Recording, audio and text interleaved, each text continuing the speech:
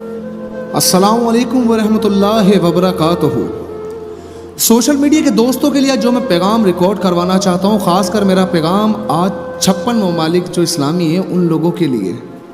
56 اسلامی ممالک، تعداد نہیں بتاؤں گا مسلمانوں کی کتنی تعداد ہے پوری دنیا میں، کیا فائدہ کہ گنتیاں کر کے بتایا جائے۔ میں تو ان 313 صحابہ کی بات کروں نا کہ جن کے پاس ایمان تھا، جو آگے ہزاروں کا لشکر دیکھتے ہوئے بھی کافروں سے ٹکرا جاتے تھے ایمان کی طاقت محسوس کرتے ہوئے۔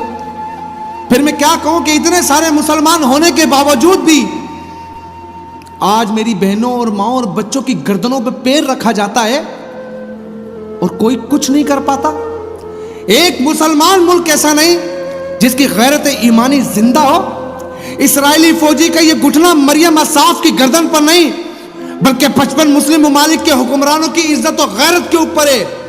اگر کوئی زندہ ضمیر ہو تو ضرور محسوس کر رہا ہوگا اس گھٹنے کا دباؤ اپنے ضمیر کے اوپر۔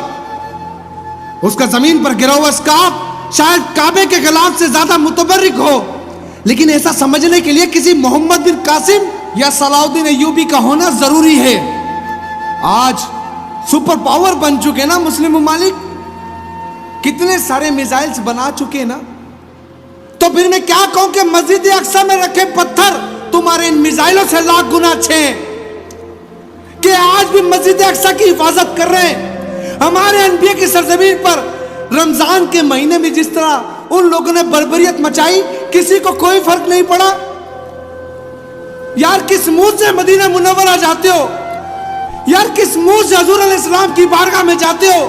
تمہیں شرم نہیں آتی کہ تم جاتے ہو حضور علیہ السلام کا سامنا کرتے ہوئے تمہیں ڈر نہیں لگتا کہ نبی کی امت پر ظلم و بربریت مچ رہی ہو اور تم تماشائی بن کر ایسے حکمران بن کے بیٹھے ہو کہ تمہاری غیرت جوش نہیں مارتی؟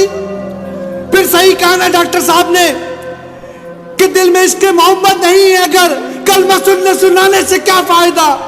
قلب میں شوق طیبہ نہیں ہے اگر مکے میں آنے جانے سے کیا فائدہ؟ خشک سجدے کیے، خوب ماتا گھیسا اور پیشانی پہ داغ سجدہ بنا، قلب داغ محبت سے خالی رہا، یوں ہی ماتا گھسانے سے کیا فائدہ؟ کس کو دکھا رہے ہو تم یہ جا کر فوٹو سیشن کرواتے ہو؟ وہاں تمہیں اپنی ماں بہنوں کی آہو بکا سنائی نہیں دیتی؟ تم حجاج بن یوسف سے بھی ظالم ہو۔ اس نے تو ایک وہ فاسق شخص تھا جس نے خانہ کعبہ پر پتھراؤ کر دیا تھا، تم مدینہ جاتے ہو، تم فوٹو سیشن کرواتے ہو، تم خود کو عاشق رسول کہتے ہو، تم مدینہ کس منہ سے جاتے ہو؟ حجاج بن یوسف نے خانہ کعبہ پر پتھراؤ کیا، لیکن ایک مسلم بیٹی نے لکھا تھا کہ المدد الحجاج المدد، میری مدد کو آؤ۔ اس کی غیرت ایمانی جاگ گئی، اس نے محمد بن قاسم کو بھیج دیا کہ تمہارے اندر کوئی ایمان کا خطرہ نہیں کہ تمہیں اتنے سارے لوگوں کی اتنے مسلمانوں کی آؤ بکا سنائی نہیں دیتی؟ 56 ممالک بیٹھ کر کچھ نہیں کرے، تماشا دیکھ رہے، تو پھر تمہارے اس اتحاد کے اوپر تماشا بنا دیا تم نے مسلمانوں کا۔ اور اللہ کیوں نہ کرے تمہیں ذلیل کہ تم اتنی طاقت رکھ کر بھی مسلمانوں کے لیے کچھ نہیں کر پا رہے، کیونکہ تمہارے ملک کا مسئلہ نہیں ہے۔ تمہیں صرف اپنوں کے اوپر روب جمانا آتا ہے، تمہیں اپنوں کے اوپر طاقت دکھانا آتا ہے۔ اگر یہی طاقت تم کافروں پر دکھا دیتے تو شاید رب بھی تم سے راضی ہوتا اور تمہاری قوم بھی تم سے، لیکن تم نے ایسا نہیں کیا۔ میں تمام مسلمانوں کو کہتا ہوں، احتجاج احتجاج احتجاج، جتنا ہو سکتا ہے اپنے ایمان کا حصہ سمجھتے ہوئے احتجاج کرو کہ ہم اسرائیل کو دہشت گرد مانتے ہیں، وہ دہشت گرد ملک ہے، بلکہ ہم تو اس کو کچھ مانتے نہیں، وہ صرف ایک بکواس ہے، وہ صرف دہشت گرد ہیں، وہ کچھ بھی نہیں۔ قائد اعظم نے اس کو کبھی ریاست تسلیم نہیں کیا، ہم بھی نہیں کرتے۔ اٹھائے گرے لوگ، حرام کی پیداواریں، ان کو تم تحفظ فراہم کرتے ہو صرف یہ کہہ کر کہ تو یورپی یونین تم سے ناراض ہو جائے گی۔